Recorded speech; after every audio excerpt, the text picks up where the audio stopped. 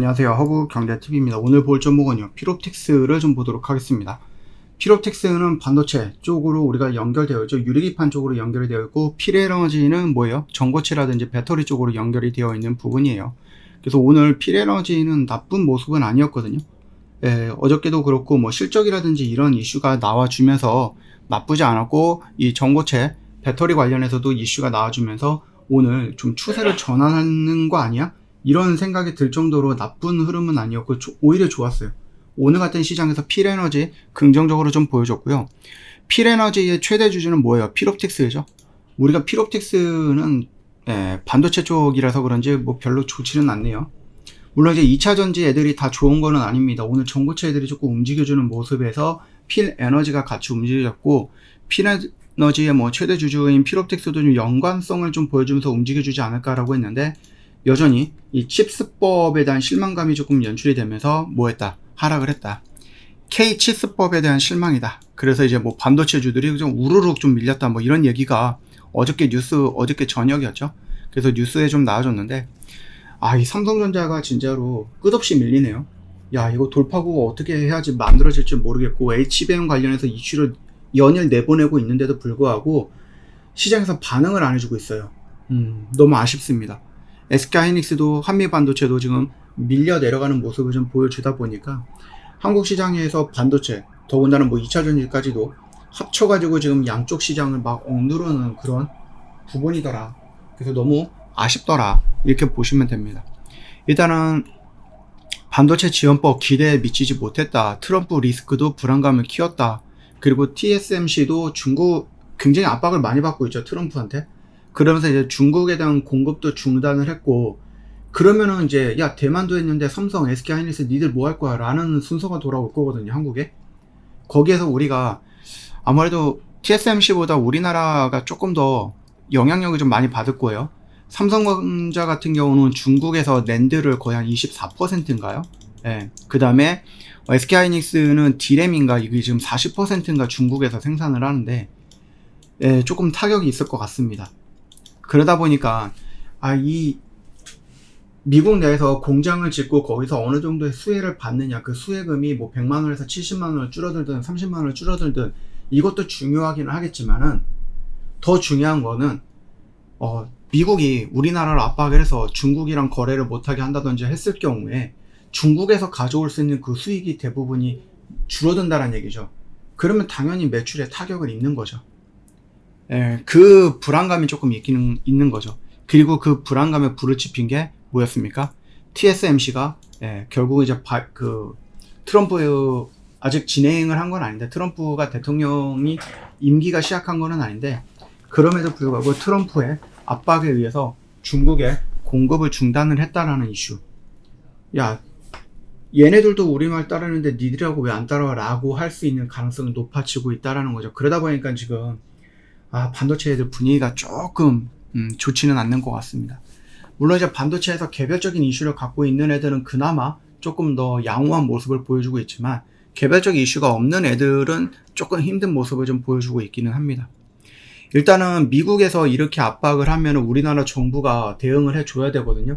뭐 반도체에 대해서 조금 지원금을 더 높여준다든지, 아니면 뭐 정치적으로 외교적으로 뭐 잘 해가지고 최소한의 손해를 볼 수 있게끔 좀 해줘야 되는데, 그런 준비가 되어 있을까라는 생각이 좀 들기는 합니다. 그러다 보니까 국민의힘 당론으로 발의했던 반도체 특별법에 실망감이 조금 많아지고 있는 거죠. 뭔가 더 해줬어야 되는데, 그래야지 지금 이 위기를 벗어날 수 있는데, 좀 아쉬운 부분인 건 맞아요. 좀 아쉬운 부분이고요. 아무래도 이제 중국 쪽으로 연결되어 있는 반도체는 트럼프 이후로 조금 자유롭지는 못할 것 같다라고 생각을 해요.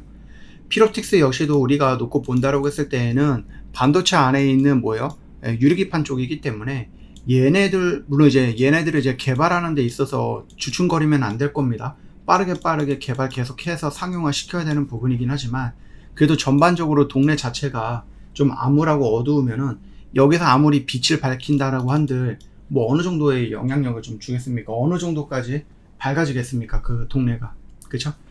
일단은 얘가 좀 밀려 내려갖고 우리가 2만원 61선 요 라인을 이탈하면은 혹시라도 여기서 접근하셨던 분들은 일단은 정리하는 게 맞겠다라고 말씀을 드렸고, 애초에 우리가 지금 여기에서 접근을 해갖고 구간 라인은 여기에서는 정리가 되는 거죠. 물론 내가 조금 더 욕심을 내갖고 여기까지 끌고 가겠다 하시는 분들도 있기는 하겠지만, 이미 여기 라인에서 이렇게 무너졌으면 여러분들 조금 정리를 하시고 좀 숨을 좀 돌린 다음에, 그리고 나서 트럼프가 과연 어떤 발언을 할 것인가, 얘가 어떤 거를 가지고 나올 것인가를 보고 나서 우리가 그 뒤로 이제 대응을 해봐도 되지 않을까라고 생각을 합니다.